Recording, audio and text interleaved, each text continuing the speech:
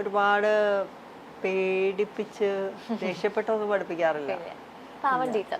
ഞാൻ അവരുടെ കൂടെ എന്തെങ്കിലും കളിചിരിയൊക്കെ പറഞ്ഞ് എന്തെങ്കിലുമൊക്കെ കളിയാക്കി, ഇതെന്തത് മുദ്ര പിടി കണ്ടാൽ എനിക്ക് എന്നെ മാതാൻ പോണ പോലെ ഉണ്ടല്ലോ, ഇതെങ്ങനെയാണോ മുദ്ര പിടിക്കുന്നത്, അങ്ങനത്തെ ഒക്കെ കളിയാക്കലും കുഞ്ഞു കുഞ്ഞു തമാശകളൊക്കെ പറഞ്ഞിട്ടാണ്. അപ്പൊ പിള്ളേര് കുറച്ച് അറ്റൻറ്റീവായിട്ട് നിൽക്കും. പേടിയില്ലെങ്കിൽ, എനിക്ക് പേടിപ്പിച്ച് പഠിപ്പിക്കാൻ ആക്ച്വലി അറിയില്ല. അതോടെ അങ്ങനെ പേടിപ്പിച്ച് പഠിപ്പിക്കാറില്ല. അപ്പൊ ഫുൾ നമ്മൾ കളിയും ഫണ്ണും ഒക്കെ ആയിട്ട് തന്നെയാണ്. ഇനിയിപ്പോ സിനിമയിലേക്ക് തിരിച്ച് വരുന്നുണ്ടോ? ഇപ്പൊ നവ്യ ചേച്ചി 12 ഇയേഴ്സിന് ശേഷം വന്നു. ഇപ്പൊ ചേച്ചി ആകാശഗംഗ 2 ചെയ്തു. പക്ഷെ എന്നാലും ഇനിയിപ്പോ സിനിമയിലേക്ക് തിരിച്ചു വരാൻ പ്ലാൻസ് ഉണ്ട്. എനിക്ക് ഉറപ്പാണ് സ്ക്രിപ്റ്റ് ഒന്നും കേൾക്കാതെ ഇരിക്കുന്നുണ്ടാവില്ല. ആകാശഗംഗ 2 ആക്ച്വലി ഞാനായിട്ട് അഭിനയിച്ചില്ല. അവര് ഇനിഷ്യൽ മൂവിയുടെ ക്ലിപ്സ് ചേച്ചിയുടെ പ്രസൻസ് അതിനകത്തുണ്ടല്ലോ. തീർച്ചയായിട്ടും ഉണ്ടാവും. ഞാന് അതെ സ്ക്രിപ്റ്റ്സുകൾ കേൾക്കുന്നുണ്ട്, ഇല്ലാന്ന് ഞാൻ പറയുന്നില്ല. പക്ഷെ അത് സമയമാകുമ്പോൾ നടക്കട്ടെ എന്ന് വിചാരിച്ചിട്ട് ഇരിക്കുകയാണ്. ഇവരില്ല അങ്ങനെയൊന്നും തീരുമാനിച്ചിട്ടൊന്നുമില്ല, അങ്ങനത്തെ തീരുമാനങ്ങളൊന്നുമില്ല.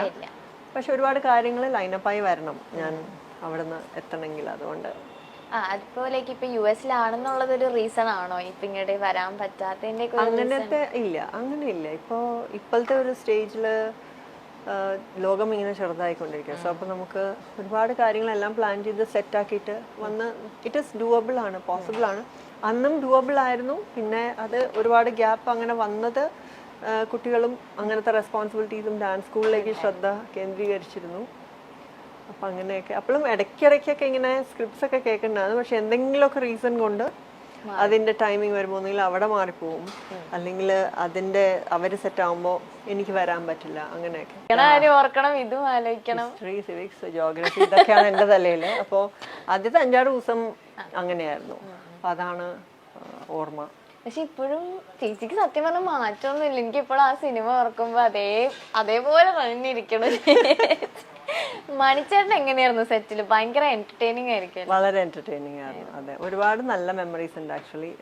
ഒരു സോങ് സീക്വൻസ് ഉണ്ട് അതില്, പിന്നെ ഒരുപാട് കോമഡി സീൻസ് ഉണ്ട്. ആക്ച്വലി അതില് ഒത്തിരി പേരുണ്ട്. ജഗതി അങ്കിൾ ഉണ്ട്, ഇന്ദ്രൻ ചേട്ടനുണ്ട്, സൈനൊക്കെ ഉണ്ടായിരുന്നു, ലളിത ആൻറ്റി, ചിപ്പി ചേച്ചി, ജഗദീഷ് ചേട്ടൻ, ഭയങ്കര സ്റ്റാർ കാസ്റ്റ് ആയിരുന്നു. സോ അതില് ആക്ച്വലി കല്യാണ വീട് പോലെയായിരുന്നു. എന്നിട്ട് അവരാരും, രാജു അങ്കിൾ ഉണ്ടായിരുന്നു, അവരാരും ഒരു ബിഗിനർ ആണ് നമ്മുടെ കൂടെ. അങ്ങനത്തെ ഒരു സ്ട്രെസ് എനിക്ക് ഫീൽ ചെയ്തിട്ടേ ഇല്ല.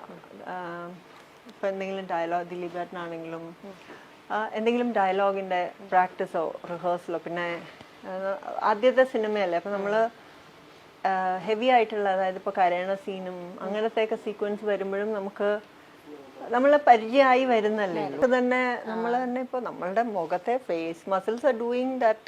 ഒരു ഇമോഷൻ, ഇപ്പോൾ രൗദ്രമാണെങ്കിൽ അത്, അല്ലെങ്കിൽ സർക്കാസ്റ്റിക് ആയിട്ട് നോക്കലാണെങ്കിൽ അത്, കണ്ണിങ്നെസ് ആണ്. Emotions that come out are same. പക്ഷെ നമ്മുടെ ലുക്ക് മാറുമ്പോൾ ആൻഡ് ദെൻ ഓഫ് കോഴ്സ് ആ ക്യാരക്ടർ എന്നുള്ള രീതിയിൽ സ്ക്രിപ്റ്റിംഗ് വരുമ്പോൾ ആളുകളിലാണല്ലോ ഒരു ഇതുണ്ടാവുക. ഒരു മറവത്തൂർ കനവ്.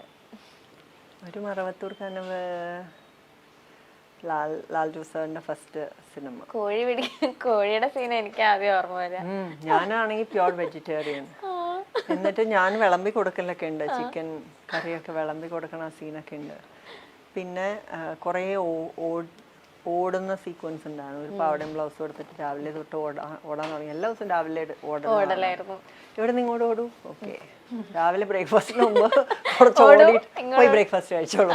അപ്പൊ നമ്മൾ എക്സസൈസ് ഒന്നും ചെയ്യണ്ട. രാവിലെ എഴുന്നേരം എന്തായാലും അതൊരു ഓറഞ്ച് മഞ്ഞയും ഇങ്ങനെ ഒരു അത് ഇട്ടിട്ട് ഈ പൊള്ളാച്ചിയിലെ വെയിലില് നല്ല സുഖം. രാവിലെ 7 മണി നല്ല സുഖം. Everyday free. ഇപ്പോഴത്തെ പോലെ ജിം മെമ്പർഷിപ്പ് ഒന്നും ആവശ്യമില്ല.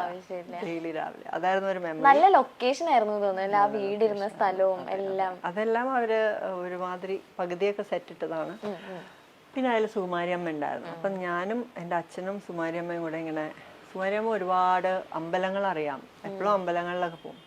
അപ്പോൾ ഡെയിലി നമ്മളിപ്പോൾ ഉച്ചയ്ക്കാണ് ഷൂട്ടിംഗ് എന്നൊക്കെ പറഞ്ഞാൽ നമ്മൾ രാവിലെ വണ്ടി എടുത്ത് മരുതമല, മോളെ നീ അവിടെ പോയിട്ടുണ്ടോ, ശരി മാ ബാ നമുക്ക് പോവാം. ഇങ്ങനെ ഞങ്ങൾ അങ്ങനെ കുറേ അമ്പലങ്ങൾ, ആ ഏരിയയിലുള്ള കുറേ അമ്പലങ്ങളൊക്കെ, കാരണം സുകുമാരിയമ്മ ഒരുപാട് ഷൂട്ടിംഗ് ചെയ്തിട്ടുള്ളതാണ് അതെ അവിടെ. അതെ അപ്പൊ ഷീ നോസ് എല്ലാ സ്ഥലങ്ങളും. അങ്ങനെ എന്നിട്ട് കുഞ്ഞു കുഞ്ഞു അമ്പലങ്ങൾ അതിനൊക്കെ ഓരോ ഹിസ്റ്ററി ഉണ്ട്. അപ്പൊ എനിക്ക് ഇഷ്ടം അതൊക്കെ കേൾക്കാൻ. അപ്പോൾ കേൾക്കാനും അവിടെ പോയി തൊഴാനും ഒക്കെ. അപ്പം ഞങ്ങളിങ്ങനെ അവിടെ ചുറ്റിനുള്ള ഉച്ചയ്ക്കാണ് ഷൂട്ടിംഗ് ആണെങ്കിൽ നമ്മൾ രാവിലെ പിലിഗ്രിമേജ് ആണ്, അതെ, വെറുതെ ഇരിക്കണ്ടല്ലോ. വൈകുന്നേരം ആണെങ്കിൽ വെറുതെ ആക്ച്വലി വെറുതെ ഇരിക്കലല്ല, BA-ക്കുള്ള പഠിക്കാനുള്ള പുസ്തകമൊക്കെ പെട്ടിയിലുണ്ടായിരുന്നു.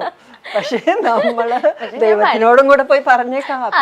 അവിടുന്ന് ആദ്യം അതെ അത് ആദ്യം വർക്കൗട്ട് ആക്കാം, പിന്നെ നമുക്ക് പെട്ടി തുറക്കാം. അപ്പോ എപ്പോഴും ഇങ്ങനെ എൻ്റെ അമ്മ പറയും, നിനക്ക് ഷൂട്ടിംഗ് ഇല്ല, ഇന്ന് വെറുതെ ഇരിക്കുകയാണെന്ന് നീ പറയരുത്, നിന്റെ പെട്ടിയിലെ ബുക്കുള്ളത് നീ മറക്കരുത്.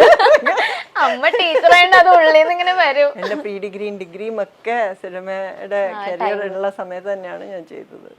പക്ഷെ അമ്മ അത് ഭയങ്കരമായിട്ട് നോക്കാം. അമ്മ കൂടെ വരുന്ന സമയത്താണല്ലേ കുറച്ചും അച്ഛനാണ്. അപ്പൊ അച്ഛനെ ഇങ്ങനെ രാവിലെ അമ്മ വിളിച്ചിട്ട് അവളെല്ലാം വായിക്കണ്ടോ, അവളെല്ലാം പഠിക്കണ്ടോ ഇതൊക്കെ ചോദിക്കുമായിരുന്നു. അപ്പോ പക്ഷെ ഇതാണ് ഒരു മെമ്മറി, ഒരുപാട് അമ്പലങ്ങളിൽ പോയതും പിന്നെ ശ്രീനിയേട്ടൻ്റെ കൂടെയുള്ള കോമ്പിനേഷൻ. അതിൽ ഒരുപാട്, അതും എല്ലാം ഒരുപാട് ആർട്ടിസ്റ്റുകളുള്ള സിനിമകളാണ്. ലാസ്റ്റ് കഥാനായകൻ.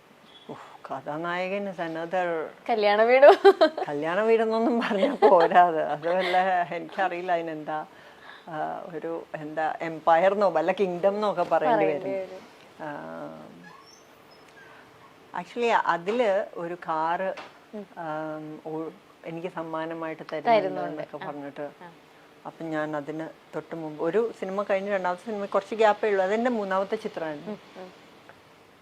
അപ്പോൾ അതിന് വേണ്ടി അതിനാണ് ഞാൻ ഡ്രൈവിംഗ് ഒക്കെ പഠിച്ചത് ആക്ച്വലി.